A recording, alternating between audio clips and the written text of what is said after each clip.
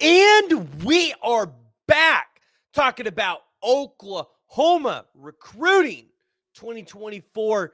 Hey, you got some commitments coming up for the 2025 class. Listen, I know OU fans are like, listen, can we just complete the class of 2024 before we get 2025 rolling? Nope. The 2025 class has to be on fire before we can wrap up the 2024 class. But here's the deal. In the recruiting scene, you have a lot of OU fans asking about, well, what's Oklahoma going to do if we can't get a flip of Williams Winery and Dominic McKinley? And I've kind of done a little bit of digging, and I might have some answers there. And also, I've got some other guys that maybe you should keep your eyes out on in case anything happens with Oklahoma. But before we dive into it, guys, make sure you're joining the discussion, jumping in the comments, and if you haven't already, hit that like and hit that subscribe button. But I think the first place that we have to start is somebody that I've gotten a couple questions on over the past couple of weeks that I've kind of ignored, but we'll talk about him today because I talked about him in a Colorado recruiting video. And that is going to be the 5-star offensive tackle Jordan Seaton, the number 16th overall player in the 247 composite rankings. OU fans are kind of asking, hey, what is our shots here, right? Teammates with David Stone. Is this a guy that Oklahoma can land? I think there's some hopium going on out there. Listen, guys, when it comes to Jordan Seaton, this one is an NIL battle all the way, and this one's likely going to end up being a Florida Gator win, right? The Florida Gators put in a lot of work here. I mean, I feel like they're playing pretty well to convince recruits to come there. They've already got, I think, 2 5-stars in this class with DJ Lagway and Xavier Filsamy. So, yeah, Jordan Seaton to Florida, it makes sense. But he is taking an official visit to Colorado this weekend. So, I'm sure he'll get to Norman. I'm sure he will. But this is not one, if you're an Oklahoma fan, that, hey, you're checking the box and saying, hey, he's going to be in our class. Now, the other one that I've heard a lot of you guys talk about, TJ Moore, not happening. Move on. But one that I think you guys should be paying attention to, I've said his name many times, not sure why a lot of other people aren't talking about him. Benedict Umi. I believe that's how you say it. Umi. U-M-E-H.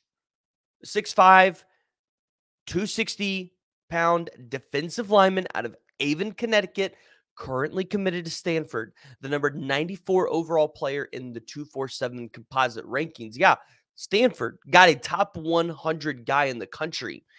This could be a guy that you could see Oklahoma make a push at late if Todd Bates and Miguel Chavis end up not being able to swing either Williams Winery or Dominic McKinley. Now, the communications with Dominic McKinley are still there. The likelihoods that Dominic McKinley swings, I feel like all depend on how and whether or not Jimbo gets fired and what that Texas A&M football season looks like. Now, there's another defensive lineman that maybe you guys haven't heard anybody talk about yet that maybe you should keep your eyes on.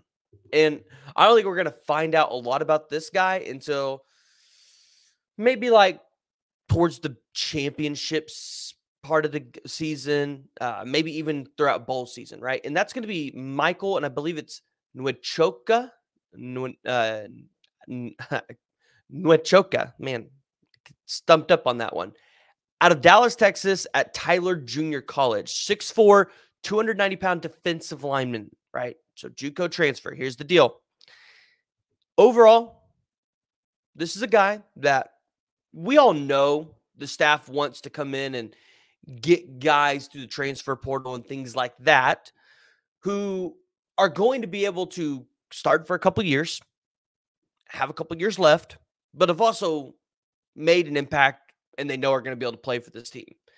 So I look at David and I say, or Michael, and I say 22 tackles, 4.4 tackles a game, 2.5 sacks this season, 12 solos. Hey, this is going to be a big take. Dude's already got 21 offers across the country from the likes of Georgia. Yeah, you know, the Georgia Bulldogs. Tennessee, they just landed a 5-star edge rusher. TCU, Houston, Arizona State, Mississippi State. So you get the point. He's getting Power 5 offers. Power 5 teams want this kid. Again, kind of look in this direction if you don't see Oklahoma land Dominic McKinley or Williams Nwaneri. I'm going to keep saying that. Now, I had somebody the other day mention to me the name Xavier Mincy, the 6'3", 180-pound safety out of Daytona Beach, Florida. Quite honestly, hadn't heard much about this name up to this point. I think I've seen him before. Haven't heard much on this name. Got a total of 34 offers and kind of dug into it. Guys, I don't think Oklahoma's in this at all. I don't think Oklahoma's going to be going out there to get Zay. He hasn't even been to Oklahoma for a visit.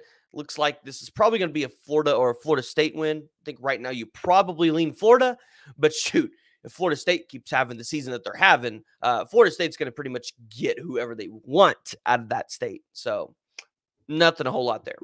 As far as Grant Bricks goes, hey, it's Grant Bricks. No news? Hey, that's the same thing we all be getting all the time. Eddie Pierre-Louis, as we said last week, Eddie Pierre did not attend the UCF game. So at this point, you're just in a waiting hold to see if he shows up to the West Virginia game like he is supposed to. But it's pretty much all I got for you guys outside of, hey, the 2025 class, guys. We're about to get a couple commitments coming up over the next week or two.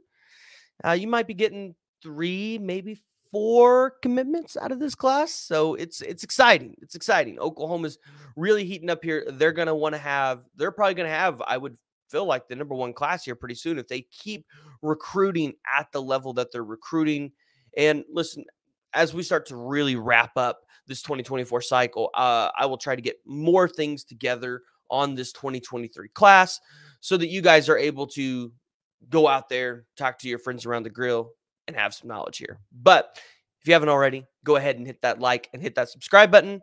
Make sure you're joining the discussion. Guys, check out the link in the description. I am opening up a merch shop.